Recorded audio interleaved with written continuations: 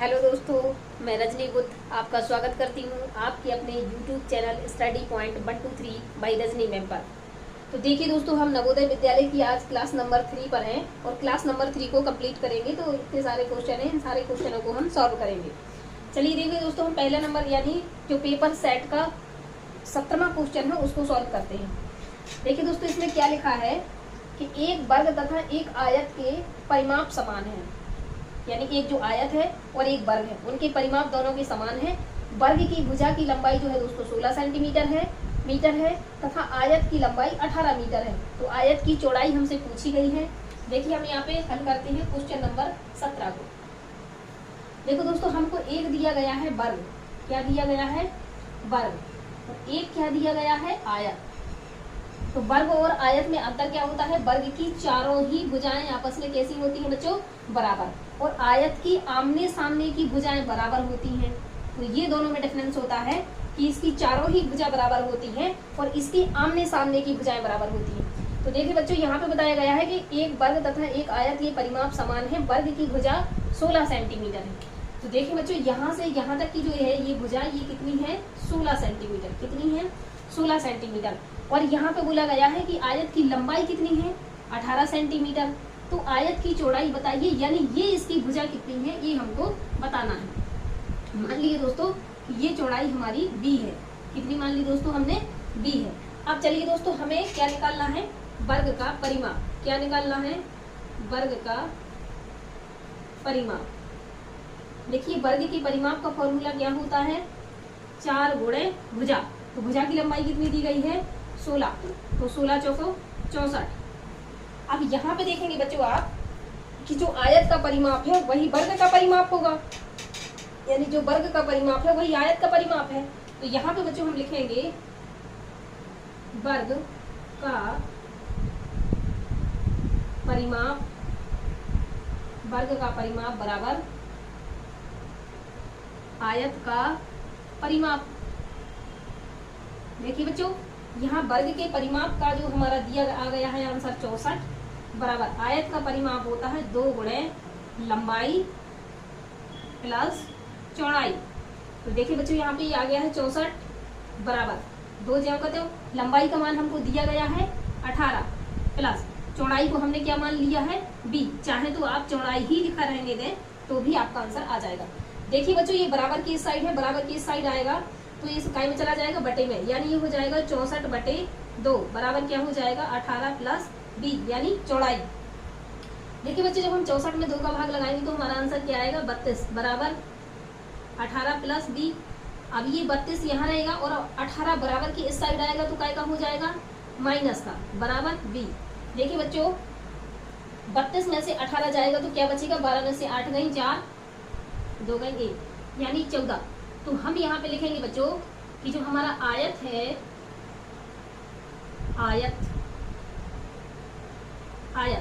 आयत की चौड़ाई, तो बच्चों आयत की चौड़ाई कितनी आ गई है 14। यहाँ पे हमें यूनिट का ध्यान रखना है, यहाँ पे हमारा सारा मान मीटर में दिया गया है तो ये भी हमारा आंसर काय में आएगा, मीटर में आएगा। देखिए बच्चों, इस प्रकार से हमने क्वेश्चन नंबर फर्स्ट को कंप्लीट कर लिया है। आशा करते हैं दोस्तों कि ये वाला क्वेश्चन बच्चों आपको अच्छे से समझ में आ गया होगा। इसके लिए आप चैनल को सब्सक्राइब कर लीजिए और अच्छे से अपने नोट्स को मेंटेन करिए। तो आशा करती हूँ दोस्तों आपने अच्छे से देख लिया होगा। अब मैं इसे क्लीन कर देती हूँ और पढ़ते हैं अपन अगले क्वेश्चन की ओर।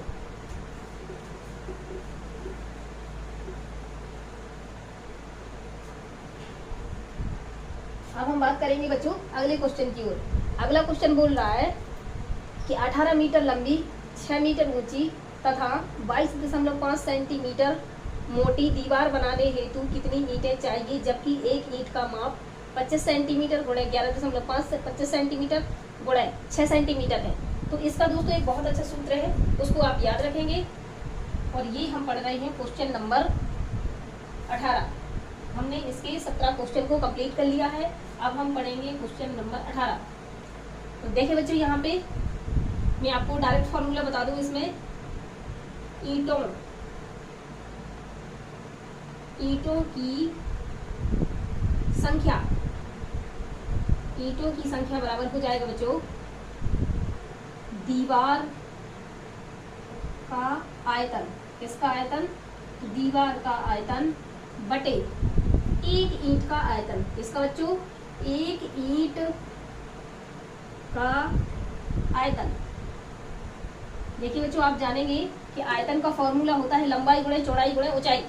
तो हमने यहाँ पे ईंटों की संख्या को n मान लिया है, तो n बराबर यहाँ पे देखिए, तो जो दीवार का जो हमारी लंबाई कितनी दी गई है 8 मीटर, इसको ये हमारी मीटर में दी गई है और कुछ यूनिट हमारी सेंटीमीटर में दी गई है। तो जो यूनिट हमें मीटर में दी गई है बच्चों, उसको हम क्या करेंगे, सेंटीमीटर में कन्वर्ट कर लेंगे। जैसे ये लिखा है 18 मीटर, तो हम इसको क्या लिखेंगे, 800 सेंटीमीटर। ये लिखा है बच्चों 6 मीटर, इसे लिखना है हमें 600 सेंटीमीटर। तो ये हो गया लंबाई गुणे चौड़ाई, और ये उसकी ऊंचाई दी ही गई है, ये हमें ऑलरेडी सेंटीमीटर में दी गई है, इसलिए हमें इसको चेंज नहीं करना है। आप देखिए बच्चों, हमें लिखना है एक ईंट का आयतन, तो ईंट की लंबाई हमें सेंटीमीटर में दी गई है 25 सेंटीमीटर, इसलिए इसको बदलने की जरूरत नहीं है। चौड़ाई भी इसकी क्या में दी गई है, सेंटीमीटर में दी गई है, इसलिए इसको भी नहीं बदलना है, गुणा ये 6 सेंटीमीटर। अब क्या करना है बच्चों, इसे हमें कैलकुलेट करना है। तो आप देखेंगे कि यहाँ 2 अंक बाद दशमलव है, यहाँ भी 2 अंक बाद दशमलव, तो इसको इससे काट दिया। 1125 दूनी होता है 2250, तो यहाँ पे क्या जाएगा बच्चों 2। यहाँ पे देखिए बच्चों, हमने इस 6 से 6 को काट दिया, यहाँ पे बचा 100 और 25 से काटा तो 25 चौको 100। अब देखेंगे बच्चों कि 4 दूनी 8 और 8 अट्ठे 64 और 2 जीरो जम के थे। तो यहाँ पे देखिए बच्चों, ईंटों की संख्या कितनी हो गई है, अतः ईंटों की संख्या कितनी आ गई है बच्चों, ईंटों की संख्या 6400। तो इसके लिए हमें कितनी ईंटों की जरूरत पड़ेगी, तो बच्चों इसके लिए पड़ेगी हमें 6400 ईंटों की जरूरत। कितनी ईंटों की जरूरत पड़ेगी, 6400 ईंटों की जरूरत पड़ेगी। पता नहीं कहाँ खुल गया, खुलो थोड़ी यहाँ से। तो यहाँ पे देखिए बच्चों, कितनी ईंटों की जरूरत पड़ेगी, 6400 ईंटों की जरूरत पड़ेगी। अब हम पढ़ेंगे इसका क्वेश्चन नंबर 9 नंबर का क्वेश्चन। देखिए बच्चों, इसको भी हम कंप्लीट करते हैं, कैसे करते हैं, आशा करती हूँ ये भी आपको बहुत अच्छे से समझ में आ गया होगा। पहला वाला पेपर सेट खोलो। अब हम देखते हैं इसका क्वेश्चन नंबर 19। देखिए इसका क्वेश्चन नंबर 19 क्या बनेगा। क्वेश्चन नंबर 19 में लिखा है, क्वेश्चन नंबर 19 में लिखा है इसका, हम अपने गंतव्य स्थान पर इतने घंटे यानी 4.5 घंटे, 4 सही 1/2 घंटे यात्रा करने के पश्चात 2:45 अपराह्न पर पहुंचते हैं। हमने यात्रा कितने बजे प्रारंभ की थी, तो ये हमको बताना है कि हमने चलना कितने बजे शुरू किया था। देखिए बच्चों, इसको कैसे सॉल्व करेंगे, ये बहुत अच्छा क्वेश्चन है। कि देखिए हम कितने बजे चले थे ये हमको नहीं पता, लेकिन हम यात्रा के दौरान यात्रा का समय, तो यात्रा के समय में बच्चे हम कितना रहे हैं, 4 सही 1/2। इसका क्या मतलब है, इसका मतलब है कि 4 घंटे पूरे और 30 मिनट, और इतने समय हम टोटल यात्रा के दौरान रास्ते में रहे। हम अपने गंतव्य स्थान जहां हमको जाना था अपराह्न पर पहुंचे, हम अपने स्थान पर पहुंच कब गए हैं। तो देखिए बच्चों, हम अपने स्थान पर कब पहुंचे हैं, अपने स्थान पर पहुंचे। तो देखिए बच्चों, हम अपने स्थान पर कब पहुंचे हैं, इसको देख लेते हैं। ये पहुंचे हैं हम 2:45 पर। कितने पे, 45 मिनट पे। तो हमने चलना कब प्रारंभ किया था, ये हमें बताना है, कितने बजे प्रारंभ की थी। तो हमने चलना कितने बजे प्रारंभ किया था बच्चों, ये निकालना है हमें, चलना प्रारंभ। तो चलना कब प्रारंभ किया था ये हमें कैलकुलेट करना है। इसको बच्चों आप ध्यान से देखिए कि हमने यहाँ 30 थे, यहाँ 45 हो गए हैं। तो हम कितने बजे चले थे कि जब हम 2 बजे पहुंचे, 2:45 पे पहुंचे हैं, और 4:30 हम कहाँ रहे हैं, अपने यात्रा के दौरान रहे हैं। तो देखिए बच्चों, यहाँ 45 में पहुंचे और 30 पे चले थे हम, तो 15 मिनट तो ये बच गए। इसमें से हमने इसको माइनस किया तो कितने बच गए, 45 में से 30 घटाया। देखिए यहाँ पे 45 में से 30 घटाया तो क्या बच गया, 15। इसका मतलब 15 मिनट तो ये बच गए। क्या बच गए, 15 मिनट तो ये बच गए। अब ये बताइए बच्चों, हम कितने बजे चले होंगे कि उसमें 4 जोड़ने पर 2 बज जाए। तो देखिए बच्चों, अगर हम 10 बजे चले होंगे तो 10 से क्या बजे होंगे, 11, 12, 1, 2। देखिए बच्चों, हो गए 4 घंटे। इसका मतलब है हम कितने बजे चले थे, 10:15 पे हमने अपनी यात्रा शुरू की थी। 4 घंटा हम इसमें रहे, तो 2:45 पर हम अपने गंतव्य स्थान पर पहुंच गए जहां हमें जाना था। तो आशा करती हूँ बच्चों ये आपको अच्छे से समझ में आ गया होगा। यदि आपको समझ में नहीं आता है तो आप मुझे कमेंट में जरूर बताएं। देखिए बच्चों मैं एक बार फिर समझा देती हूँ, ये 45 मिनट है, ये 30 मिनट है, तो हमने कितनी मिनट पहले चले होंगे कि उसमें जोड़कर 45 हो जाए, तो इसमें 15 मिनट की जरूरत और है 30 में, तो ये 45 हो जाएगा। और यहाँ देखिए बच्चों अगर 10 बजे हैं और उसमें 4 घंटे जोड़ देंगे आगे तो कितने बज जाएंगे 2। तो इस प्रकार से हमने चलना कितने बजे प्रारंभ किया था 10:15 पे। आशा करती हूँ बच्चों आपको ये क्वेश्चन नंबर 19 भी अच्छे से समझ में आ गया होगा। अब हम करते हैं क्वेश्चन नंबर 20।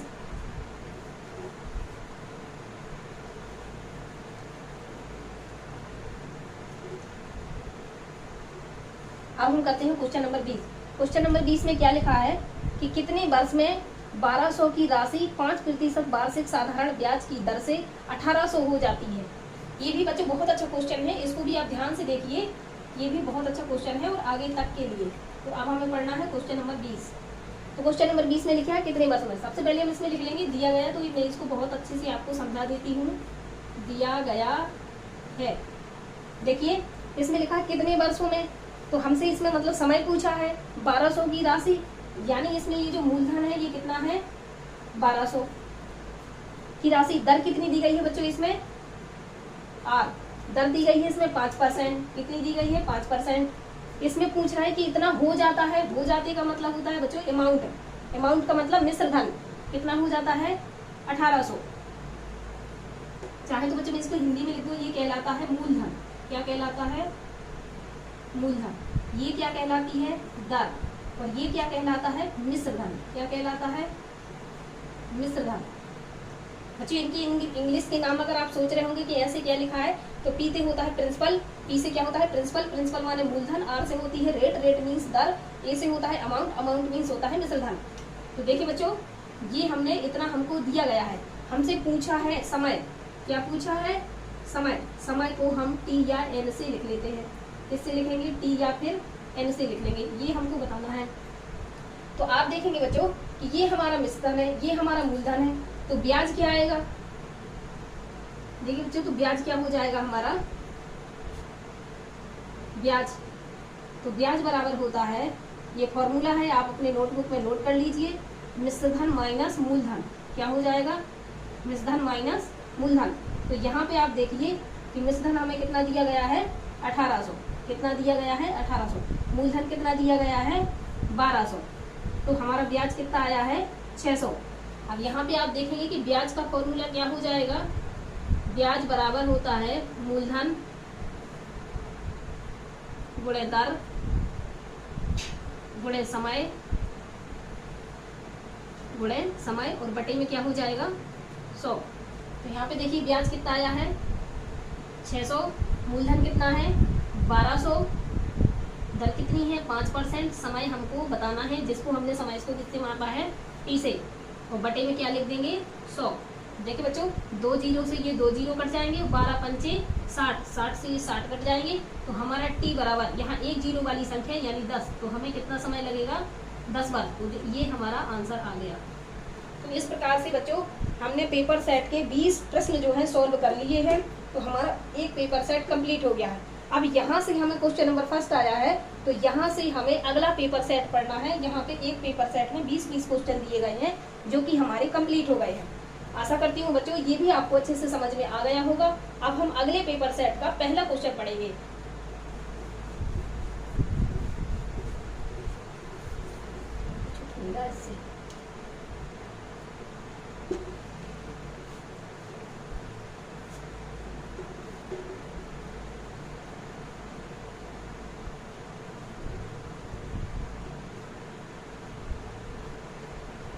गीला करना यहाँ पर दूसरा कप, क्या गीला करना दूसरा कप में, इससे भी छूट मिलता है। ये गीला वाला भी है, सूख गया। अब हम देखेंगे अगले पेपर सेट का क्वेश्चन नंबर पहला। कौन सा देखेंगे अगले पेपर सेट का क्वेश्चन नंबर पहला। चलिए तो अब हम बढ़ते हैं क्वेश्चन नंबर पहले की ओर। तो पहला क्वेश्चन हमें दिया गया है कि जब -1 को -1 से 100 बार गुणा किया जाता है तो गुणनफल क्या आएगा। तो मैं पहले बच्चों आपको बता दूं, पहले ये थोड़ा सा आप नोट करके इसको लिख लीजिए। देखिए बच्चों ये कोई संख्या है, यदि इसके ऊपर सम की घात है, किसकी घात है, सम की, तो हमारा जो आंसर आएगा वो काय में आएगा, प्लस में। और यदि कोई ये संख्या लिखी है, इसमें भी मान लीजिए माइनस लगा है और इसमें भी माइनस लगा है, और अगर यहाँ पे विषम की घात है, किसकी घात है बच्चों, विषम की, तो हमारा आंसर माइनस में ही आएगा। इस बात को आप ध्यान रखिए। इसमें बोला गया है कि -1 को हमने लिख लिया बच्चों, -1 का जो गुणा करना है वो -1 का गुणा जो है 100 बार करना है। कितनी बार करना है बच्चों, -1 का गुणा 100 बार करना है। हमने पढ़ा है बच्चों कि गुणा में घातें जुड़ती हैं, तो 100 ये है और एक ये लिखा है, तो दोनों मिलके कितनी हो गई, दोनों मिलके कितनी हो गई, 100 में एक जोड़ दिया तो कितना हो गया, 101। कितना हो गया, 101। आप बताइए बच्चों ये 101 सम संख्या है कि विषम, तो ये बच्चों कैसी संख्या है, विषम। कैसी संख्या है, विषम। तो अभी हमने बताया विषम का आंसर क्या आएगा, तो इसके ऊपर 101 की घात है, इसलिए इसका आंसर हो जाएगा -1। इस प्रकार से बच्चों अगले पेपर सेट का हमने क्वेश्चन नंबर पहला भी कंप्लीट कर लिया है। क्वेश्चन नंबर अब हम देखेंगे क्वेश्चन नंबर दूसरे की ओर। ये हमारा क्वेश्चन नंबर पहला था, अब हम देखेंगे क्वेश्चन नंबर दूसरे की ओर। चलिए बच्चों इसको भी देखते हैं, क्वेश्चन नंबर दूसरे की ओर।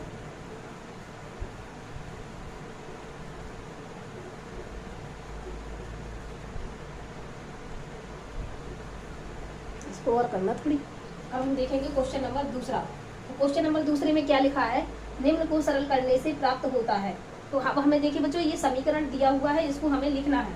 क्वेश्चन नंबर 2 में लिखा है 15 सही 1/2 माइनस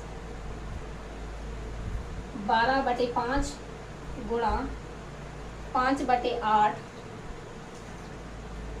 प्लस कोष्टक 7 भागे 1 सही 3/4, 1 सही 3/4, और इसके बाहर लिखा है बच्चों ये गुणा में 2। चलिए बच्चों इसको हमें सॉल्व करना है। तो देखिए सॉल्व करने पर आंसर क्या आ रहा है, तो 15 दूनी 30 और 1 31, 31/2 माइनस, यहाँ देखिए बच्चों 5 से 5 कट जाएगा, तो 4 × 12 और 4 दूनी 8, यहाँ पे क्या आ गया 3/2, प्लस लगाएंगे, यहाँ पे लिखेंगे 7 डिवाइड बाई 4 × 1 = 4 और 3 7/4, और ये हो गया गुणा का 2। चलिए बच्चों ये वाली स्टेप हमको समझ में आ गई है। अब हम अगले स्टेप की ओर चलते हैं। तो ये हो जाएगा 31/2 माइनस 3/2 प्लस, अब यहाँ देखिए बच्चों 7 है और ये भाग का चिन्ह जब हटेगा तो यहाँ गुणा का चिन्ह आएगा, और ये संख्या अपने आप कैसी होगी, पलट जाएगी, यानी 4/7 हो जाएगा। क्या हो जाएगा, 4/7 हो जाएगा। अब देखिए बच्चों ये क्या हो जाएगा 31/2 माइनस, यहाँ पे देखिए क्या हो जाएगा 3/2 प्लस, यहाँ से बच्चों 7 से 7 कट जाएगा, और यहाँ पे क्या बचेगा 4, और इसके बाहर क्या लिखा हुआ है, ये इस कोष्टक के भी बाहर लिखा हुआ है 2, इस कोष्टक के भी बाहर क्या लिखा हुआ है 2। इसकी बटे में कुछ नहीं है बच्चों, हम 1 लिखेंगे, और आगे देखिए क्या होता है 31/2 माइनस, यहाँ पे दोनों कैल्शियम लेंगे तो कितना हो जाएगा 2, तो यहाँ पे तो 3 ही हो जाएगा, प्लस 2 × 1 = 2, 2 का ऊपर गुणा हो जाएगा, तो यहाँ क्या हो जाएगा बच्चों 8, और ये गुणा में क्या हो जाएगा 2, बराबर ये हो जाएगा 31/2 माइनस 8 और 3 कितना हो जाएगा 11/2 गुणा 2। अब देखिए बच्चों यहाँ पे हो जाएगा 31/2 माइनस 2 से 2 कैंसिल हो जाएगा, तो ये हो जाएगा 11, इसके बटे में कुछ नहीं, हम 1 लिखेंगे। आगे देखिए यहाँ पे हो जाएगा 31/2 माइनस, अब देखिए बच्चों हम यहाँ का पूरा एलसीएम ही ले लेते हैं, तो एलसीएम आएगा हमारा 2, कितना आएगा हमारा एलसीएम 2, और 2 का भाग लगाएंगे तो यहाँ पे 31 ही हो जाएगा, माइनस यहाँ पे देखिए बच्चों जब हम 11 का 2 में भाग लगाएंगे तो 11 दूनी कितना हो जाएगा 22, 31 में से 22 जाएगा बच्चों, तो कितना, तो देखिए दोस्तों यहाँ पे हमने 31 में से 22 घटाया तो क्या आ गया 9, और बटे 2 का 2 लिख देंगे, यही बच्चों हमारा क्या हो जाएगा आंसर। आशा करती हूँ बच्चों आपको ये क्वेश्चन नंबर 2 भी अच्छे से समझ में आ गया होगा। अब हम पढ़ेंगे अगला क्वेश्चन नंबर 3। तो देखो दोस्तों हम इसको साफ कर देते हैं और अब आगे बढ़ते हैं क्वेश्चन नंबर 3 की ओर।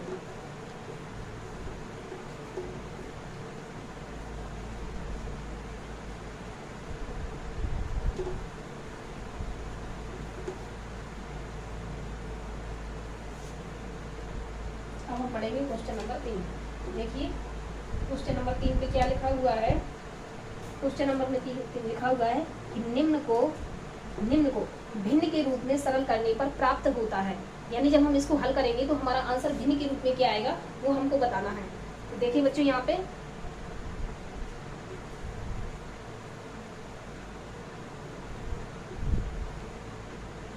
पे हमारा पहला क्या लिखा है 2.75 माइनस 1.25,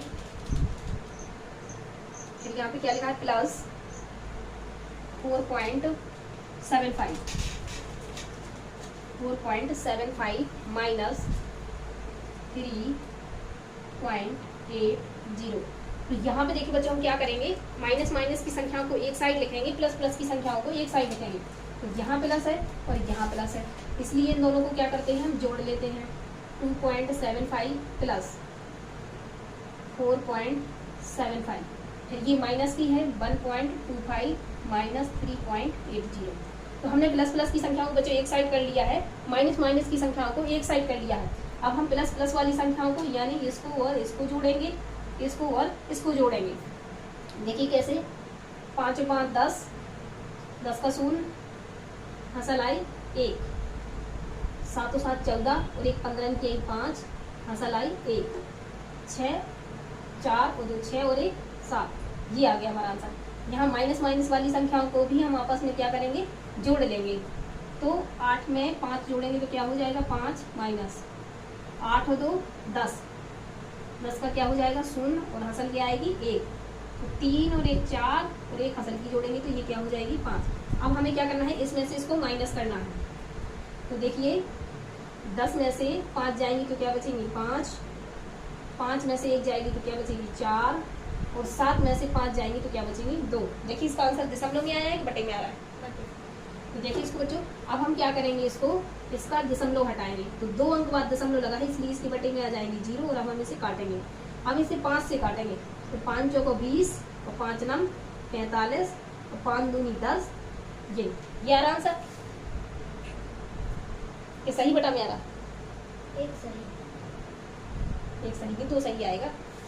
नहीं, एक सही 9/10। देखिए यहाँ पे जो मैम इसमें ऑप्शन 2/, सही 9/10 भी है। टिक तो नहीं गलत कर लिया है, देखो अच्छे से।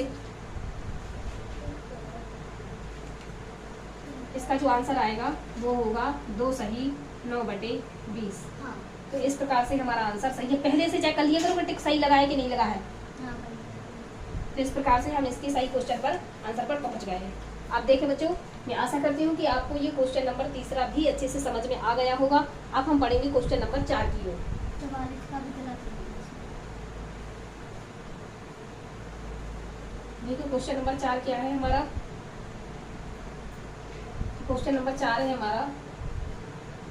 क्वेश्चन नंबर 4 है कि 150%, तो इसका आंसर बताना है कि क्या होगा। इसका आंसर बताना है कि क्या होगा। तो देखिए बच्चों इसका आंसर क्या होता है। तो ये लिखा है 150% का मतलब होता है बटे का 100। इसको आगे हल करेंगे तो 0 से 0, 5 3 15 और 5 दूनी 10। देखो इसका आंसर बटे में आया है या फिर दशमलव में। हाँ, तो इसका भाग लगाएंगे तो इसका आंसर हो जाएगा 2 1 2 1.5 आ गया। हाँ। तो ये देखिए बच्चों हमने क्वेश्चन नंबर 4 को भी बहुत अच्छे से कंप्लीट कर लिया है। अब हम देखेंगे इसका क्वेश्चन नंबर 5। कौन सा देखेंगे, क्वेश्चन नंबर 5 देखेंगे। तो अब हम बढ़ते हैं क्वेश्चन नंबर 5 की। क्वेश्चन नंबर 5 में लिखा है कि दोपहर बाद 3:05 को लिया जाता है, लिखा जाता है। तो देखिए बच्चों हमें 3:05 को कैसे लिखना है। तो 3:05। अगर बच्चों आप ऐसा सोच रहे हैं तो ये लिखा है 3:50। हमें क्या लिखना है 5 मिनट, तो हम लिखेंगे 05। तो ये हो जाएगा 3 बजकर क्या हो जाएगा, ये क्या हो जाएगा 3:05। अगर बच्चों हम इस बजे की बात तुरंत 5 लिख देंगे तो वो क्या हो जाएगा 50 मिनट। ये क्या हो जाएगा, ये क्या हो गया 3:05। इसीलिए हमें यहाँ पे क्या करना है, एक 0 लगाना है। तो इस प्रकार से हमने क्वेश्चन नंबर 5 को भी कंप्लीट कर, ये क्वेश्चन नंबर 5 को भी कंप्लीट कर लिया है। यहाँ क्वेश्चन नंबर चेंज कर दूँ, यहाँ हमारा क्वेश्चन नंबर 5 हो गया है। अब हमें पढ़ना है क्वेश्चन नंबर 6। तो चलिए देखिए हम इसको भी जल्दी से देख लेते हैं। जो हमारा क्वेश्चन नंबर 6 है, ठीक है, क्वेश्चन नंबर 6 क्या है? क्वेश्चन नंबर 6 है, तब यहाँ पूरा लिखा है लगा था। सबके आंसर गलत। क्वेश्चन नंबर इसमें 6 लिखा हुआ है कि एक यात्री गाड़ी जो 80 किलोमीटर प्रति घंटा की चाल से चलती है, यही वाला है। यदि एक व्यक्ति किलोमीटर की चाल से जाता है तो वह अपने गंतव्य स्थान पर 10 मिनट पहले पहुंच जाता है। 30 किलोमीटर लिखना।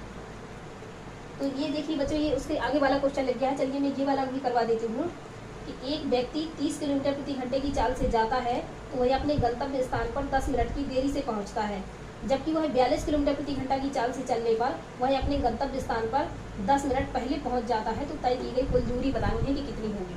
देखिए बच्चों, इसका एक फॉर्मूला होता है दूरी निकालने का। क्या निकालने का? ये बहुत अच्छा फॉर्मूला है बच्चों, इसे आप याद रखिए। वेरी वेरी इंपॉर्टेंट क्वेश्चन है। तो हम ये काय के लिए निकाल रहे हैं? जब बच्चों एक में जाए तो जल्दी पहुंच जाए, और फिर अगर वो अपनी स्पीड बढ़ा दे तो लेट पहुंचे। तो इसके लिए अगर इस तरीके का है, वो दोनों का समय एक आने का हो एक जाने का, तो उस प्रकार की उसमें कैसे फॉर्मूला लगेगा वो आप देख लीजिए। तो इसका फॉर्मूला हो जाएगा दूरी, क्या हो जाएगा बच्चों? दूरी बराबर हो जाएगा दोनों चालों का गुणनफल। दोनों चालों का क्या लिखना है? हमें गुणनफल लिखना है, बटे उनका क्या लिखना है? दोनों चालों का अंतर। क्या लिखना है? दोनों चालों का अंतर। या बच्चे आप इसे इतना बड़ा याद ना करना चाहें तो थोड़ा सा आप इसमें ध्यान लगाएंगे। तो देखिए यहाँ पे लिखेंगे सीधा गुणनफल। क्या लिखेंगे? गुणनफल। और यहाँ क्या लिखेंगे? अंतर। अंतर। और यहाँ क्या लिखेंगे? इसका गुणा करेंगे हम किसमें? ये हमें दूरी निकालना है। तो ये वास्तव में हमारी क्या है? ये वास्तव में है हमारी चाल। ये वास्तव में हमारी क्या है? चाल। और यहाँ क्या लिखना है हमें? समय। तो यहाँ पे क्या लिखना है? समय। पर हमारा समय काय में होगा? घंटे में। काय में होगा? घंटे में। और आप यहाँ देखें कि जब हम चाल और समय का गुणा करते हैं तो हमारी क्या निकल के आ जाती है? दूरी। क्योंकि दूरी का फॉर्मूला यही तो होता है, दूरी बराबर चाल गुणे समय। अब यहाँ देखिए दूरी हमने दोनों चालों का गुणनफल लिया है और दोनों का अंतर लेना है। यहाँ समय को घंटे में लेना है। अब आप यहाँ पे देखिए दोनों समय का क्या होगा? योग होगा। क्या होगा? योग होगा। और काय में होगा? हमारा समय घंटे में होगा। देखिए यहाँ पे तो वो पहले कितने किलोमीटर की से जा रहा था? 30 किलोमीटर की से। बाद में कितने की से गया है? 42 किलोमीटर की स्पीड से। पहले कितने से जा रहा था? 30 से। बाद में कितने से गया? 42 से। दोनों चालों का अंतर क्या है? तो 42 में से 30 घटाएंगे, क्या बचेगा बच्चों? 12 गुणा। पहले कितने लेट हो रहा था? 10 मिनट। फिर कितने जल्दी पहुंच जा रहा है? 10 मिनट। दोनों समय को जोड़ देंगे तो हो जाएगा 20 मिनट। और ये हमारा समय मिनट में है, इसमें 60 का भाग लगाएंगे बच्चों तो ये काय में बदल जाएगा? घंटे में। अब हम इसको कैलकुलेट कर लेते हैं। देखिए तो कैसे कटेगा ये? 0 से 0 2 3 6। इस 3 से हम इस 3 को काट देंगे। अब कोई और किसी से कट रहा? हाँ 6 से कट रहा। 6 दूनी 12 और 6 सत्ते 42। अब यहाँ पे क्या बचा बच्चों? यहाँ पे बचा है 10 गुणे 7 बटे 2। यहाँ 2 से काट दिया तो 5, और ये हो जाएगा 5 गुणे 7, और ये क्या आ गया? 7 5 35। तो वो दूरी कितनी है? 35 किलोमीटर। ये हमारा एकदम करेक्ट और एग्जैक्ट आंसर आ गया है। बच्चों ये बहुत प्यारा क्वेश्चन है, इसे आप अच्छे से समझ लें और इसको नोट डाल के ये कहीं पर जरूर लिख लें, क्योंकि ये आगे चल के भी बहुत काम की चीज़ है जो आगे इस प्रकार के सवालों को लगाने में आपकी हेल्प करेगी। देखिए ये वाला मैं चाहूँगी बच्चों कि आप अपनी कॉपी में नोट करके लिख लें। कैसे लिख लें बच्चों? नोट करके। आशा करती हूँ बच्चों कि आपको आपकी क्लास में जो पढ़ाया गया है आपको बहुत अच्छे से समझ में आया होगा सारा। अगर कहीं नहीं आता है तो आप मुझे कमेंट करके जरूर बताएं। जय भीम, जय भारत।